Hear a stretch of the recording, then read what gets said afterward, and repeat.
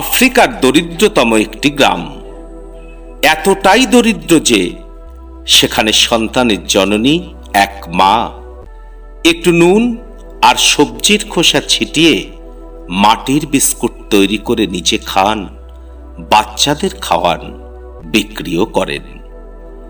রাতে যখন গল্প বলে ভুলিয়ে বাচ্চাদের খাওয়ান, ওরা কাঁদে, খেতে চায় না। মা বলেন, কাঁদিস না বাছা, একদিন আমরাও থালা ভরা ভাত খাবো শীঘ্রই।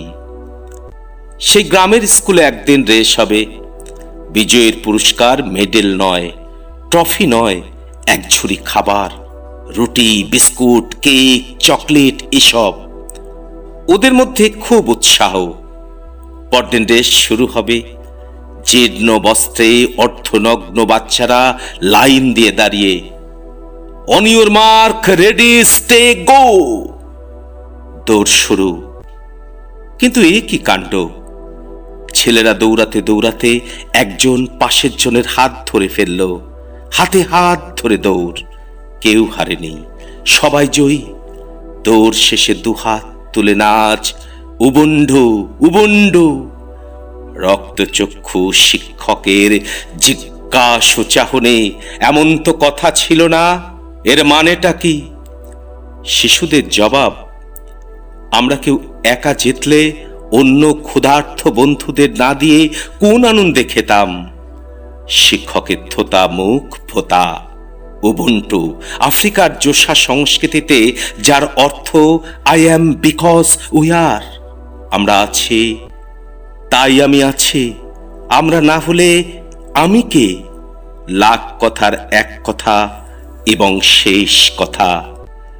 দরিদ্র ক্ষুধার্ত মানুষের নীরব কান্না, হাহাকারে যখন আফ্রিকার বাতাস ভারী হয়ে ওঠে, তখন উন্নত বিশ্বের লোকেরা মহা আনন্দে বিভোর। সারা বিশ্বের সম্পদ অল্প সংখ্যক মানুষের হাতে স্তূপীকৃত। হায়রে অসম বন্টন!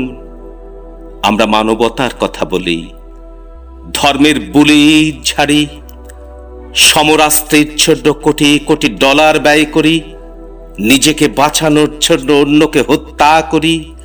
ধর্মের নামে সারা বিশ্বে ছড়িয়ে দিচ্ছি আগুন, অথচ পৃথিবীর 1/3 মানুষ দরিদ্র সীমার নিচে বসবাস করে। এই অত্যাধুনিক সভ্য যুগেও মাকে সন্তানদের ক্ষুধা নিবারণের জন্য মিথ্যা আশ্বাসের গল্প শুনিয়ে ঘুম পাড়াতে হয়। আশ্চর্য এই পৃথিবী! কোথায় আমাদের মানবতা? কোথায় আমাদের ধর্ম?